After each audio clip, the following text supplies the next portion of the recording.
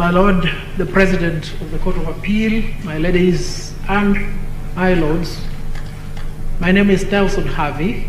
I appear together with Esther Angawa for the first to fifth respondents in the consolidated 4 appeals. And the respondents are Dr. David Ndi, Jerotich Say, James Gondi, Wanjiru Gikonyo, and Ikal Angele. On 27th of August 2010, the people of Kenya promulgated a constitution. It was a perfect charter that defined the system of government. It created a pure presidential system with one executive, unitary. It created a minimum of 14 and a maximum of 22 cabinet secretaries. It created a parliament of 290 constituencies in the National Assembly. It also created a judiciary that was independent and accountable. There are those who have found fault in that constitution. They have proposed a total of 74 amendments.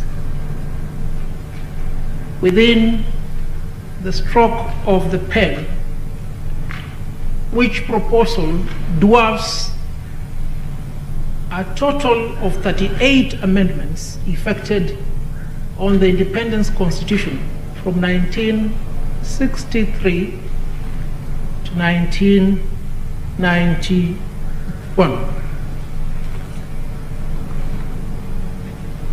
Our submissions are structured as follows.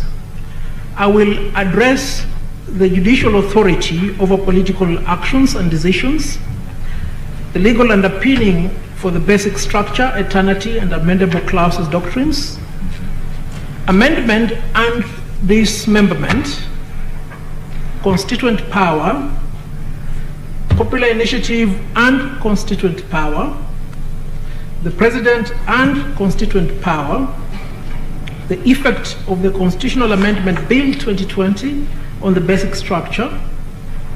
My colleague Esther Ngawa will address quorum of the IEBC, the role of IEBC in verification of signatures of supporters of a popular initiative, voter registration, public participation, referendum questions, and referendum law.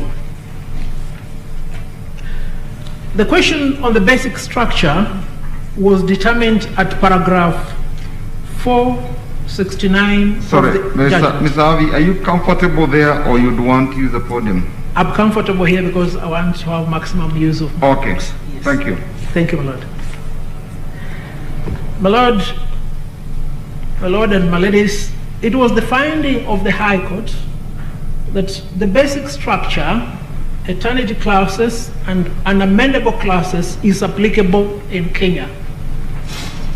To that extent, the High Court defined what the basic structure is. It stated that the basic structure is the constitutional core edifice or its essential features. The court further indicated that these 2 doctrines are identifiable from an examination of the history and the text of the Constitution itself.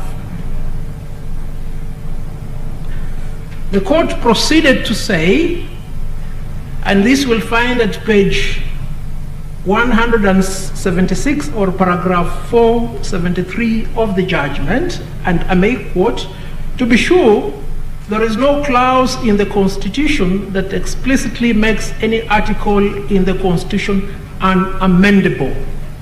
So the doctrines are explicit. Sorry, they are implicit, they are not explicit.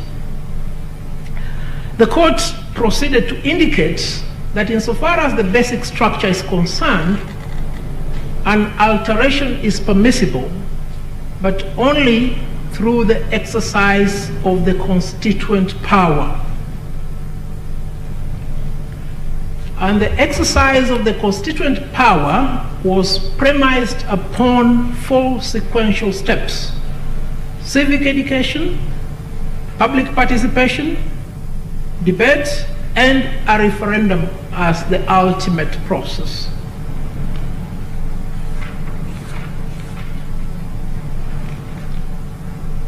Now, the question that arises, and which the appellants dwelt upon at length, was that the doctrine of constituent power is not textualized in the Constitution of Kenya and is inapplicable.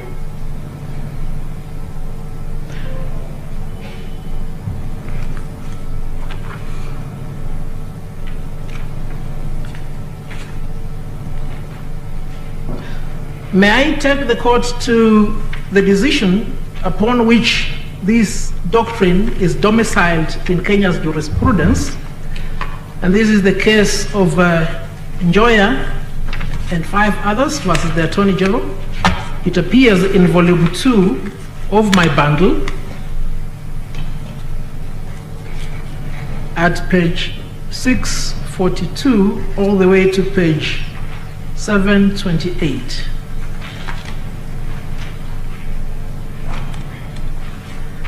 And you will find at page 677, the anchoring of the constituent power. And this is what Justice Aaron Ringera said about the constituent power at page 677. Indeed, it is not expressly textualized by the Constitution, and of course, it need not be.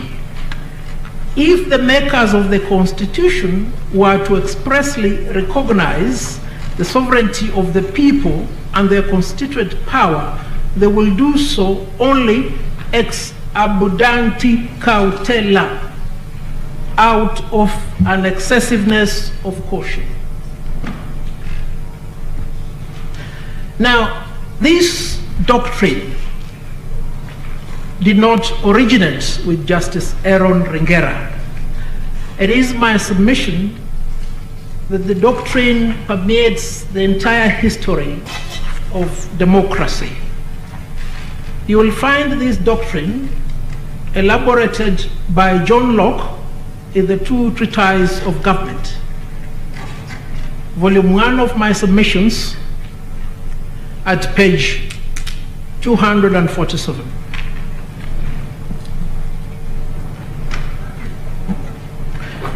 This is how Locke defines constituent power. He defines constituent power as the power to form government. He proceeds to say constituent power connotes the subordination of the power of the Commonwealth. And the Commonwealth here refers to the civitas, civil government. Baron de Montesquieu, writing about the spirit of the laws, which you'll find at volume 1, in particular at page 318, identifies that constituent power.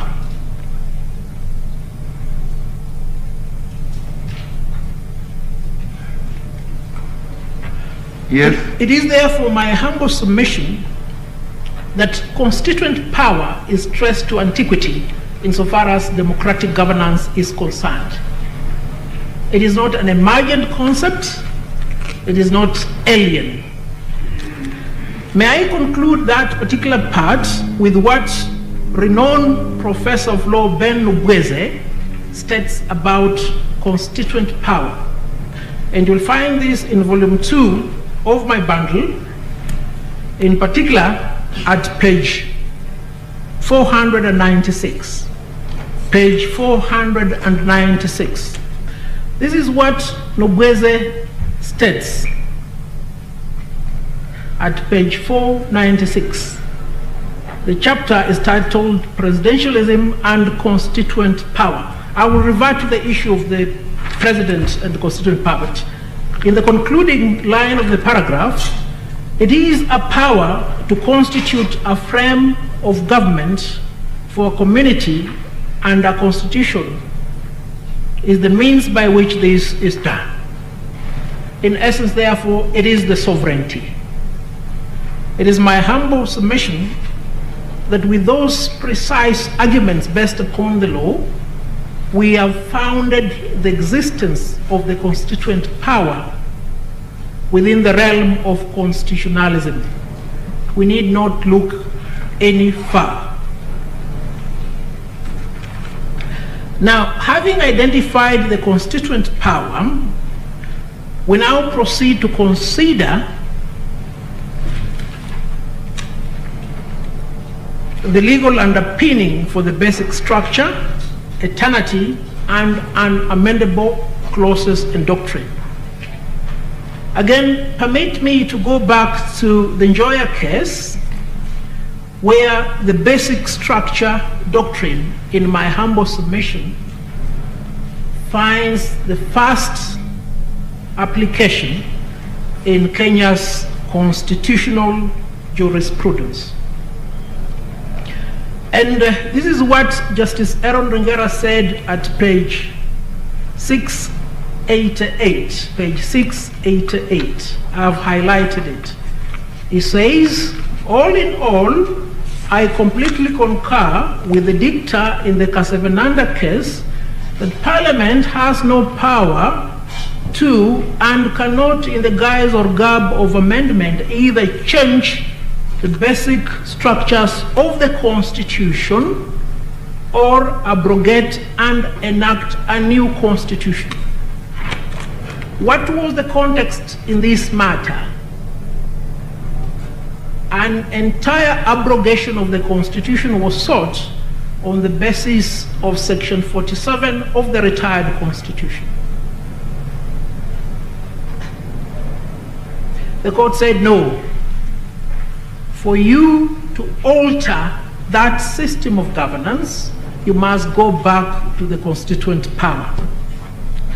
Speaking about the constituent power and the basic structure of the Constitution, and here you recall the question that was posed by Justice Kiage to Senior Counsel George Oraro: can the people of Kenya, through their majority, resolve to remove or abrogate Parliament?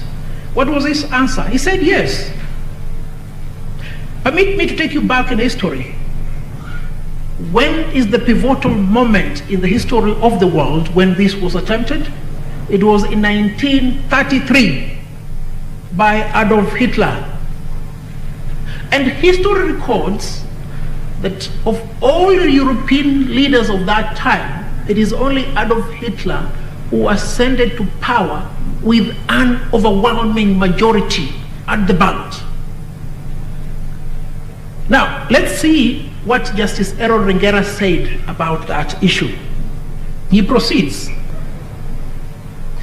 In my judgment, the framers of the Constitution could not have contemplated or intended such an absurdity, the removal of Parliament. And it will not be an answer to that concern to say, as was said by counsel for the second respondent, that the people can't change their Parliament.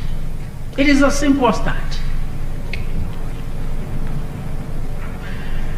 Now, let's domicile the basic structure in text.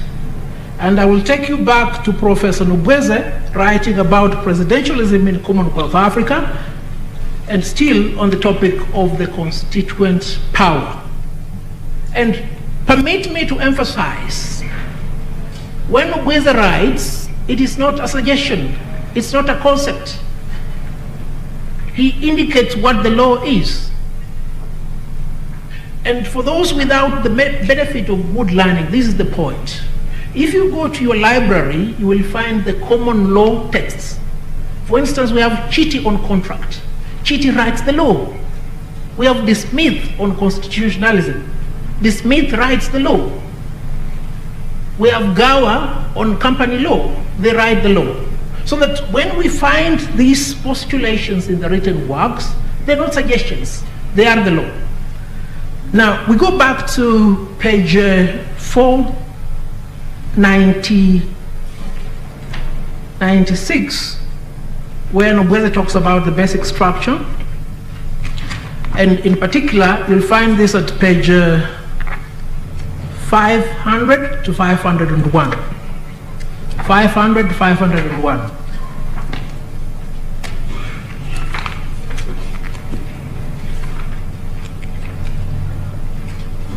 If I may go there pretty fast. So we start with page 500 at the bottom where it starts as follows. A constitution is supposed to be a permanent charter which is to endure for ages to come and not to be lightly altered to meet the temporary expedience of political parties. And my lords and my ladies, as you pause there, let me take you back to the preamble of the Constitution of Kenya so that the significance of these points may sink. This is what the preamble says in introduction and in conclusion. We, the people of Kenya, then after enumerating all those recitals, says, adopt, enact, and give this constitution to ourselves and to our future generation. Now, if any scholar of law or litigator were to ask you to locate the basic structure doctrine in the Constitution, then the answer will be, can you locate for me the doctrine of separation of powers, checks and balances, and independence of the judiciary?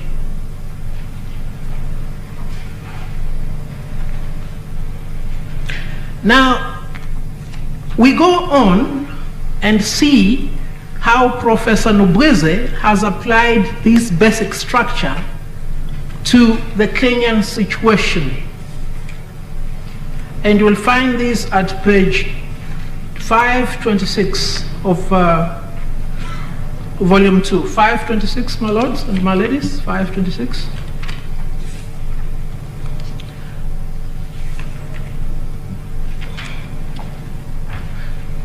And I've highlighted at 526, but I'll proceed straight ahead to page 527. And the background is this. He has examined all amendments in the Independence Constitution at the time of his writing in 1973. And he has categorized them into two: the strict power of amendment and the power of repeal. And before I read what he has said, he concludes that there is a dichotomy between amendment and repealing. And what in actual fact happened to the Independence Constitution were not amendments, they were a repeal. This is what the renowned scholar of law says.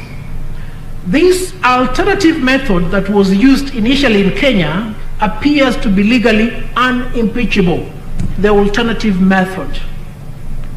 Since the power to alter the Constitution was rather widely defined to include amendment, modification, or reenactment, with or without amendment or modification. And here is where we underline.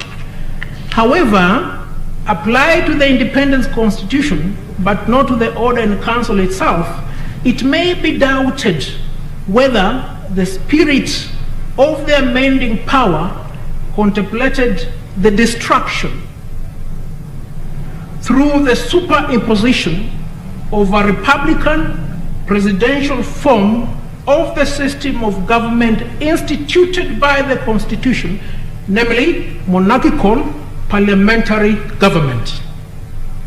The so-called amendment, in fact, established a new constitution, and as such, should have been effected by the repeal of the existing Independence Constitution. He says this in 1973. Is he alone when he says this? No, he's not alone. He is joined by Justice Aaron Ringera many years later. And this is what Justice Aaron Ringera said, commencing from page 688 at the last paragraph.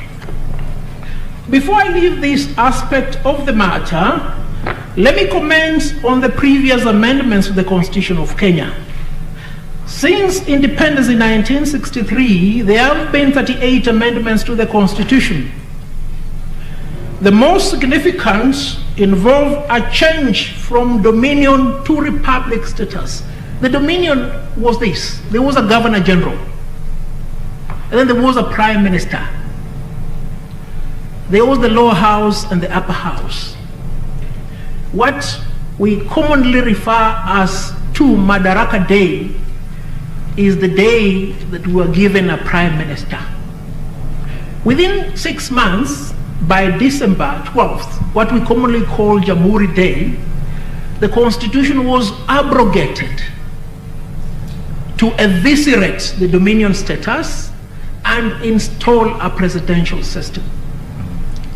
Now, Ringera proceeds. Abolition of regionalism, what we now have as devolution, change from parliamentary to a presidential system of executive governance, etc. And this is how the learned judge, and he was indeed very learned, concludes.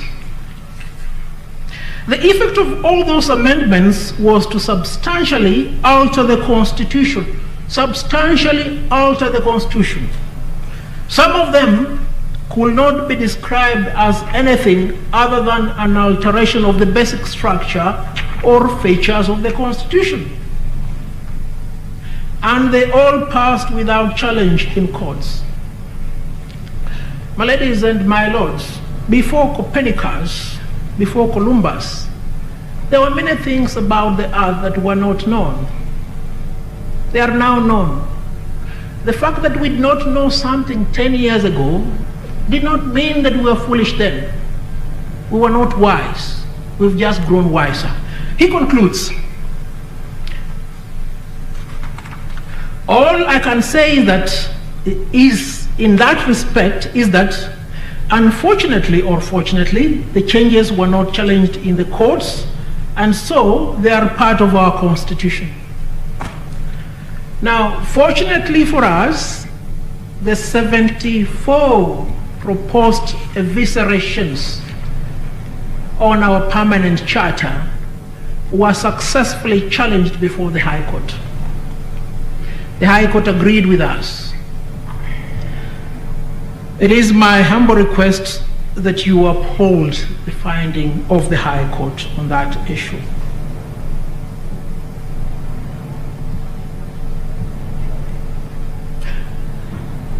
I will not... Mr. Havi. My Lord. Mr. Havi. My Lord.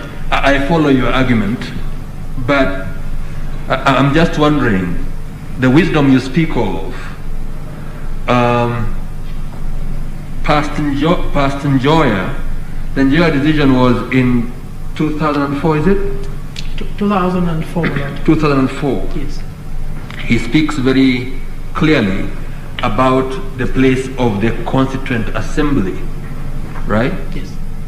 Now, when you come to our Constitution, 2010, you have this chapter which talks about, I know you're looking at your watch, yeah? Time.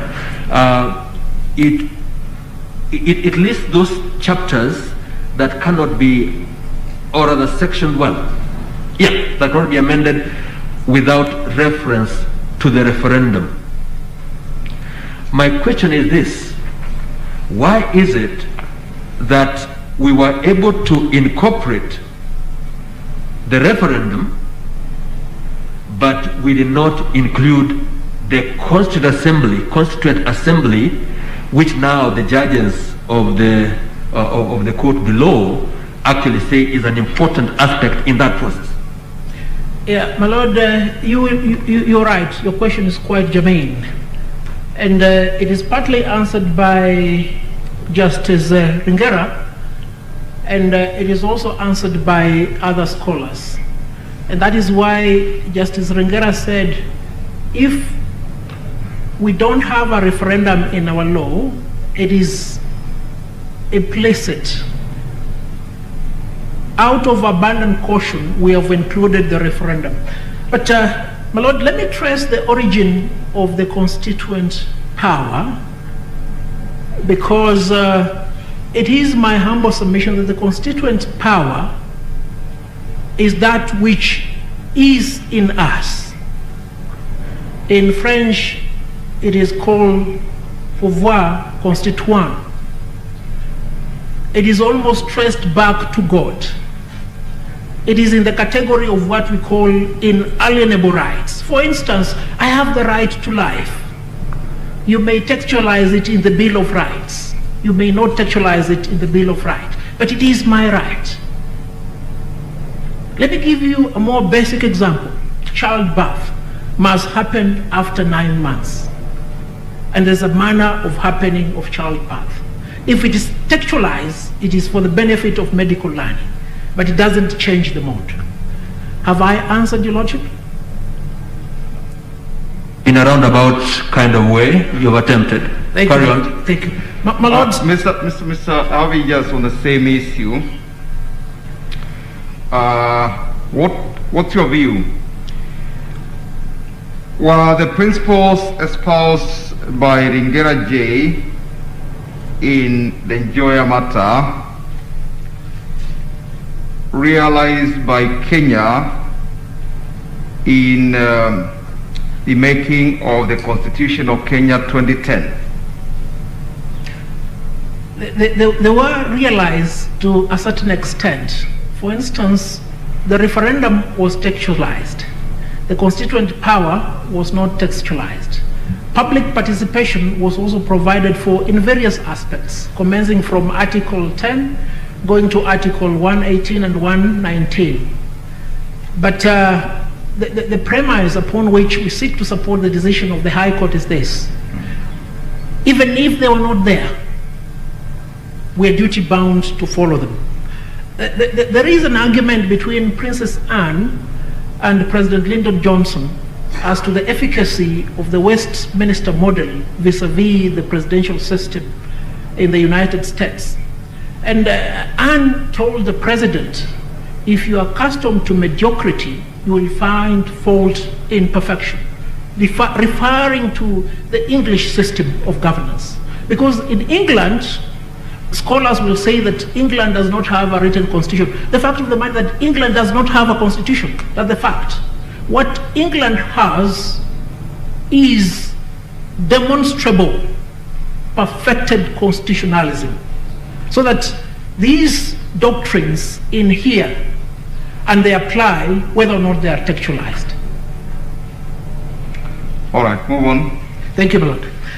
My Lord, I will be doing an injustice on that topic if I did not acknowledge the works of Professor Richard Albert on the basic structure, which you will find I have extracted at page 1281. And Richard Albert says this, writing about how courts become supreme in defending the Constitution from unconstitutional amendment. He says that it is the duty of the court to defend democracy. Another writer whose mention requires immortalization for the purposes of these proceedings is Yaniv Rosnai, writing about populist constitutionalism and unconstitutional amendment doctrine. Again, he formulates the doctrine of constitutional capture. And because this is very relevant, permit me to cite and quote in brief what Rosenai states at page 1304. Of volume 4. He formulates the concept of constitutional capture by a populist regime or leader. And then he concludes at page 1307, the last paragraph. 1307. This is what Professor Rosnai states. Abusive constitutionalism becomes especially attractive. 1307 at the bottom. Yes, go on, we are with you. Abusive constitutionalism becomes especially attractive with relatively flexible amendment processes controlled by a dominant party or the government. He proceeds, for example, what allowed the weakening checks and balances on the protection of rights in Hungary, effectively turning it into an illiberal state that fails to comply with minimum standards of constitutionalism. Here at home, and it is a pity that the few royal natives like Professor Anti-Bbi and Professor Ben Sianya have not brought their works on this issue. Here at home... Sorry, Council, what did you say? I'm saying the royal natives. You see, in England we have the lords, and here we have the professors when it comes to the law. So the royal natives, Professor Anti-Bbi and Professor Ben Sianya, have not written on this issue. But one royal native has written on this issue. His name is Professor John Mutaha Kangu. And his book is titled Constitutional Law of Kenya and Devolution. And if you look at volume 4 at page 1276, 1276, this is what the good scholar of law says. The basic structure of the Kenyan Constitution should include the sovereignty of the people, the supremacy of the Constitution, the principle of sharing and devolution of power, democracy, rule of law, the Bill of Rights, especially the right to human dignity, separation of powers, and the independence of the judiciary. And then he concludes, just as the judges of the High Court concluded, that you cannot exhaustively enumerate which clauses in the Constitution to which to attach the basic structure, eternity clauses, or unamendability. He says, nonetheless, implied non-amendable aspects of the Constitution can be identified. Council, flowing from that, I think the argument was made that if that be the case, the courts would have to be approached at every turn to determine what that comprises. What do you say to that? My Lord, I listened to that submission with a lot of disappointment. The court need not be approached anytime the amendment is proposed. The reason is this. The court is the final arbiter of interpretations of the Constitution, but not the only one. Under Article 10, everybody is obliged to apply and interpret the law when formulating policy or making a decision. It will therefore be incumbent upon any initiator of an amendment initiative, be it Parliament or Wanjiku, to make that inquiry. And my Lord, this is fundamental because under Article 94 of the Constitution, Parliament's fundamental role is to protect the Constitution. And before I part from that point, this Parliament identified 3 areas of unconstitutional amendments in the bill. 1, the installation of an executive prefect in the judiciary in the name of ombudsman. 2, the manner of creation and allocation of boundaries. And 3, the want of a legal framework to enable amendment. But they nonetheless passed the bill as it is. Why? Because they failed to comply with Article 10 and Article 94 insofar as they apply. And my Lord, it must sadden you that a legislator will come and tell you here that should we be coming to court every time we want to identify a basic structure? I think I've sufficiently answered that point. It is not clear what the answer is to. So what is to happen if a proposal is made to amend? How is one to go about determining whether you are tampering with the basic structure or not? How do you make that determination? My Lord, the determination is to be made by looking at the history of where we've come from. For instance, we have a pure presidential system of government. And upon it is anchored separation of powers and checks and balances. So that when you initiate that amendment, you need to look at the history of the people of Kenya in constitutional making. But should there be need for the issue to be determined in court, it will be determined when it has become germane. Like in our case, the issue was germane. It was not in the realm of conjecture. So that conundrum is one that should not prevail at this juncture.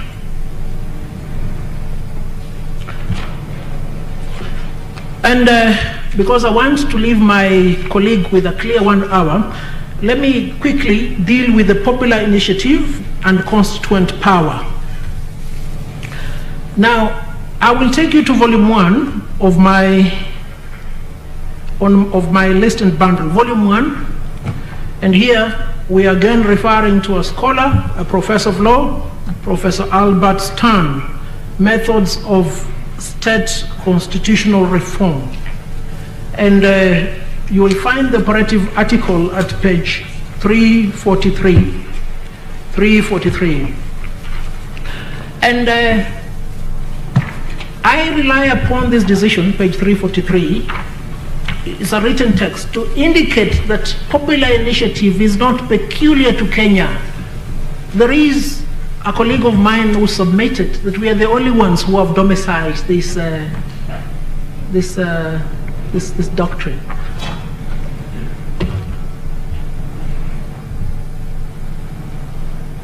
Yes. If we can look at page 343, this is what Professor Stern says. In America, it is called the Constitutional Initiative. And in paragraph 1, the last 2 lines, it is regarded as an expedient which may be utilized in situations where the legislature has failed to act. Substantially, the device amounts to a reservation by the people of the power to alter the basic law in their sovereign capacity without resort to the usual process of legislation through representation. And then Professor Stern proceeds to conclude when he's evaluating the efficacy of the constitutional initiative in the United States of America, and this is what he says at page 60.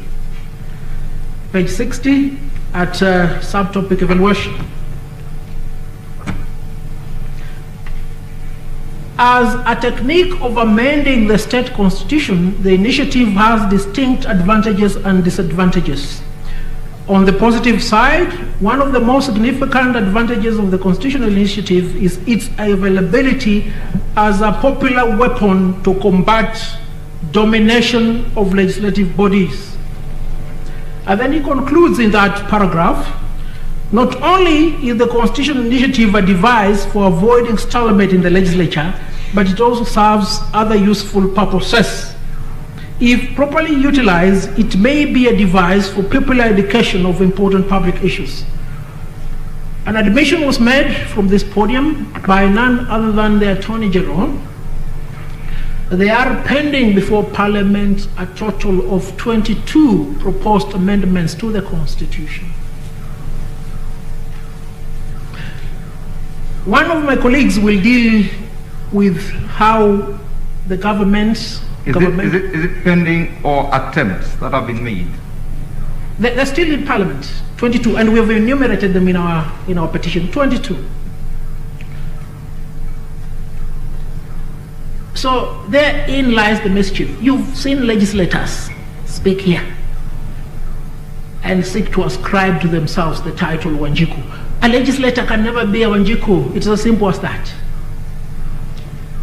And I will conclude with that point when I'm talking about the president and the constituent power. And straight to the point, we'll start with the definitions at Article 260 of the Constitution. Who is a person? Who is a public officer? Who is a state officer? The moment you become president, you cease being a person. You become a state officer. And if there is any doubt as to how you are supposed to exercise yourself, then recourse can be made to 2 or 3 examples. We will start with Locke himself at page 250 of volume 1. Page 250 of volume 1, 250. And this is very imperative. This is very imperative, page 250.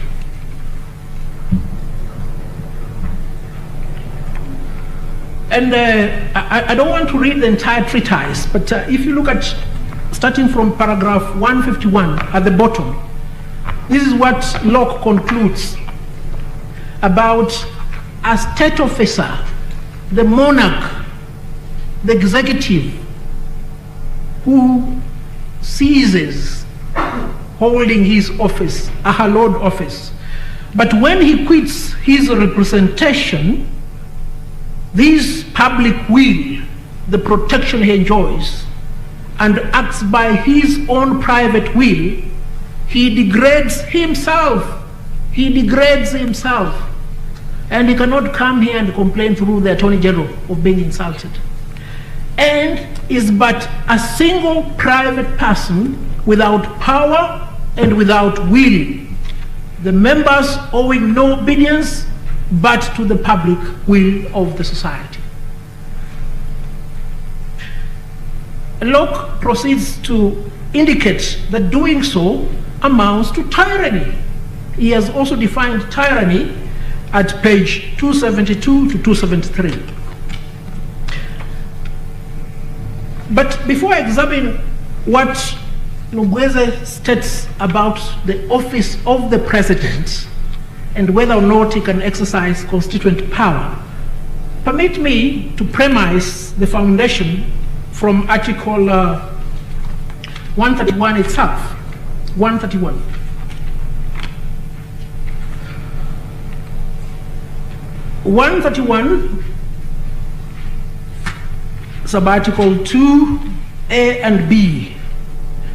The President shall respect, uphold, and safeguard this Constitution. There is no obligation of that kind on Wanjiku, Atieno, Nasmiu, Hadija, or Mwende. It goes at B, safeguard the sovereignty of the Republic. There is no obligation on me to safeguard the sovereignty of the Republic. Now, that is the office of the President. And we have seen what the sovereignty of the Republic is. It is the constituent power. The President, like King David before him, cannot start taking the flock. The President, like King Edward VIII, must remain the President. If he wants to engage in the affairs of other lesser mortals, then he must abdicate. There are no two options to this matter. And to contextualize that quickly, we see what Professor Ben Mbweze says at page 462 of volume 2. 462 of volume 2.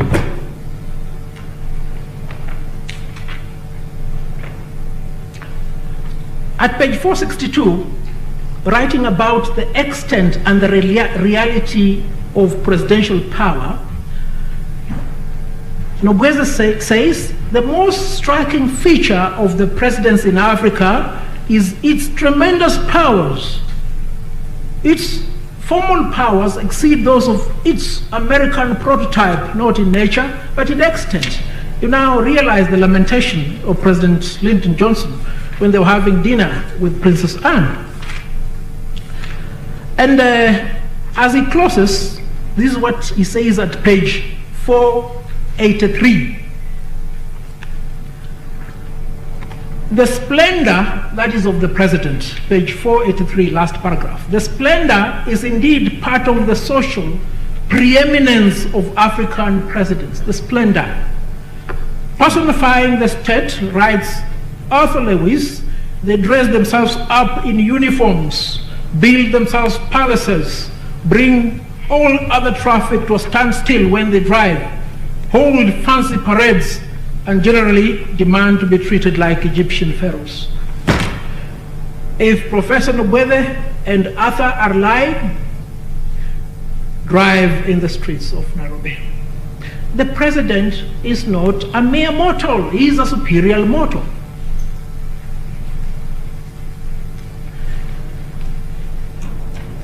Now, let me conclude with the effect of the Constitutional Amendment Bill on the basic structure, eternity, and unamendable clauses doctrines. So, sorry, before you leave that, Mr.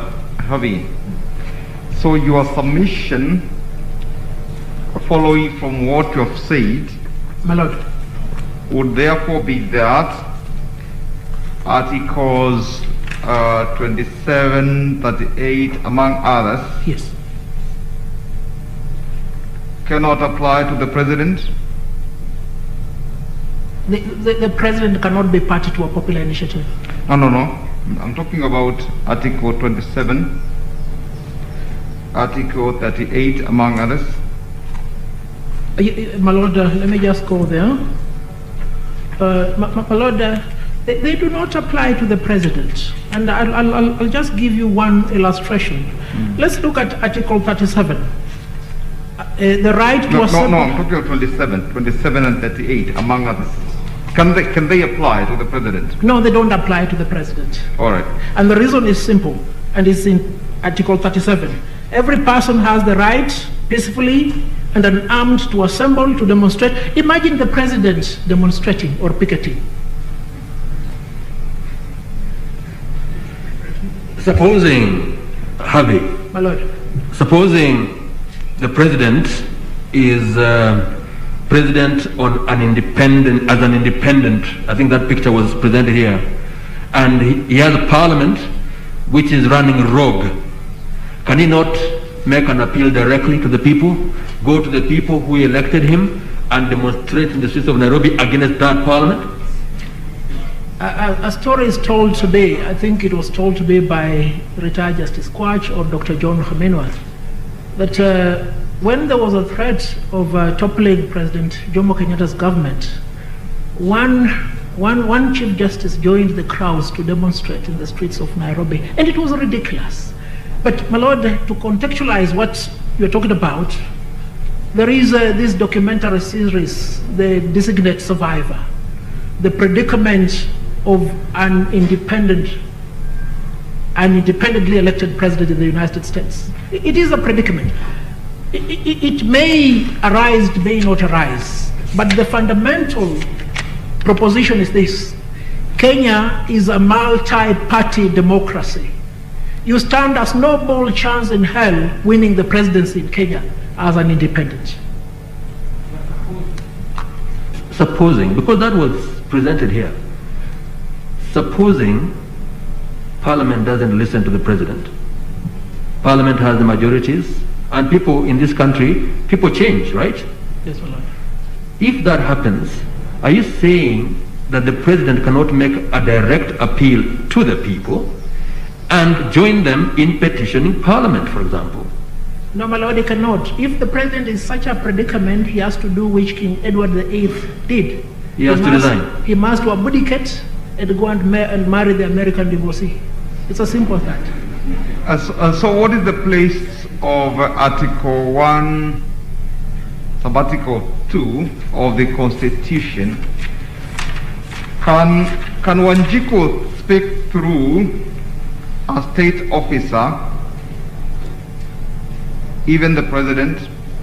Can Wanjiku present a request to a state officer and say that this is my petition, this is my request, can you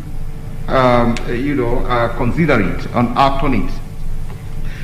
But Lord, there is a reason why I refer to Professor Stan to create the conceptual framework of what in America is called the constitutional initiative. Yes, and link it kindly to Article 1, Sub-Article 2, so that we make an informed decision regarding the question of sovereignty and the people exercising their power either directly or through their democratically elected representatives.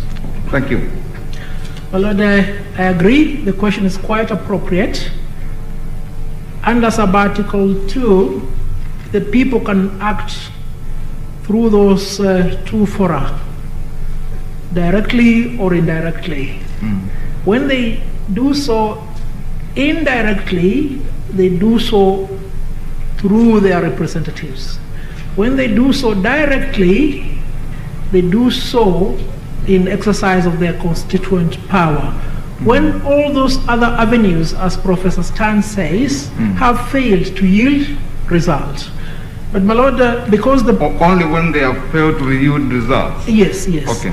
And my Lord, perhaps now that you've asked that question, the answer that was given by Professor Nobweze may be apt here at page 496. Page 496 of volume 2.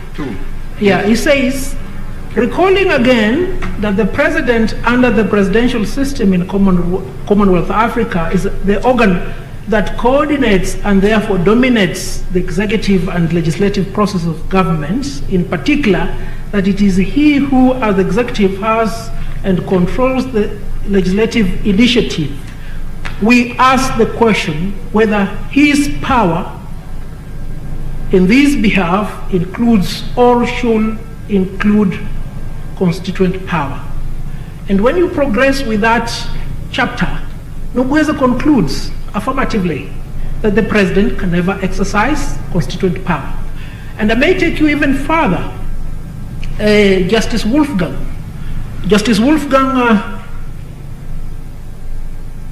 who is also a professor of law in Germany, says this constituent power was not available to the monarch and is not available to the executive in a republican. No wonder, therefore, Germany had to entrench certain clauses because they couldn't entertain a repeat of what happened in 1933. Now, my lords and my lady, if you permit me to use these 13 minutes. Yes, you can move on. I want to interrogate the effects of the BBI bill on the basic structure. This is what the BBI bill has done: to destroy, to dismember, to eviscerate the basic structure of the Kenyan system. It has created an impure hybrid presidential and parliamentary system. And remember, Nobweze spoke about it concerning the change from dominion status to republic. This bill has domiciled the cabinet in the legislature, effectively obfuscating the functions of the executive and of the legislature. They may tell you we can't see separation of powers in the Constitution, but it's there. There is no separation of powers in what is intended. Thirdly, it has sought to interfere with the independence of the judiciary by installing an executive prefect in the name of Bobchinski, aka Ombudsman, to perform functions allocated by the people of Kenya to the Judicial Service Commission. Parliament itself acknowledged this fault.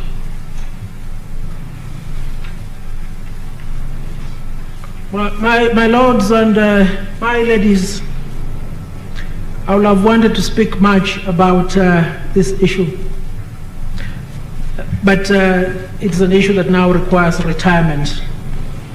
It requires retirement, and for me to retire, I will quote two people, Nobweze and Justice Ewan Krigler. For Nobweze, I will quote what he says about the mixture of the presidential and parliamentary system, this time specific to Ghanaian founder, Dr. Nkrumah. This is what he says at page 624 of volume 2. 624, my lord. I will take you. Remember, when we were studying GHC and history, we were told many good things about Dr. Nkrumah. But you see, when you study the law, you will understand many other bad things about Dr. Nkrumah. And this is what happens. At page 624, at the tail end of that page, the linkage of the executive to the legislature was reinforced by the provisions requiring ministers to be drawn from the legislature. That is at page 624. However, neither the president nor his ministers were responsible to the legislature, and so there was no question of his being forced to resign because of an adverse vote. But Lord, I've spoken about the removal of the checks and balances. This is what I'm talking about. And this is what Nobweze concludes about the good doctor. The tendency to dictatorship, that is at page 625. The tendency to dictatorship of an arrangement which combines in a president full executive power and control of legislation is obvious. It is obvious. It is little wonder, therefore, that Dr. Nkrumah became a dictator under that constitution. And you know what Ghana had to go through for it to attain the stability that it enjoys now. As I conclude, let me again immortalize Justice Ewan Krigler so that he doesn't come back to Kenya when Kenyans, by their own will or through the propulsion of their leaders, decided that their destination must be hell. It should never happen. This is what Justice Ewan Krigler said at page 764, page 764. I'm referring to the report of the Independent Review Commission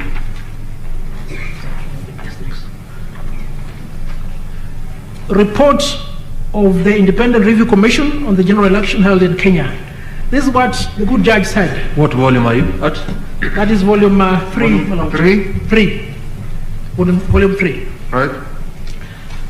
Page 764. Yes, move on. The last two paragraphs. In order to start trying to prevent a recurrence of the tragic aftermath of the 2007 general elections, and this is where you underline, Kenyans, from president to peasant, will have to do an agonizing stock take of where their country stands. An agonizing stock take. From president to peasant, the pharaonic president who makes traffic stand, to the peasant, the holder, the bearer of the constituent power, pouvoir constituant. They will have to show their commitment to the rule of law and its equal applicability to all citizens, irrespective of economic, social, and political or any other belief. No, the solution does not merely lie in constitutional and legislative changes. The culture of impunity in Kenya needs a fix too.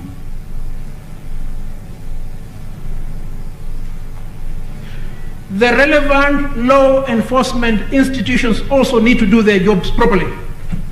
IBC must do its job. Parliament must do its job. We have done our job here. My lords, let the court do its job. I plead with you most fervently to dismiss the 4 appeals and affirm the decision made by the High Court. You owe these to the people of Kenya in tandem with the oath you took in accordance with the preamble. I beg to rest, unless there is a question.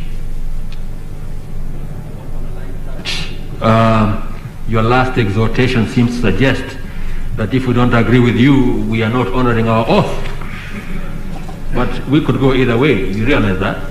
No, my lord, I just asked you to do your job. How you do it, you better qualify to know it. Absolutely, thank you. I'm too junior to be able to do your job. Thank you. Thank you, Mr. Havi. Who comes after you? It's your colleague? My co-counsel, Esther Ngawa. Yes, please. She has the entire hour ahead of her.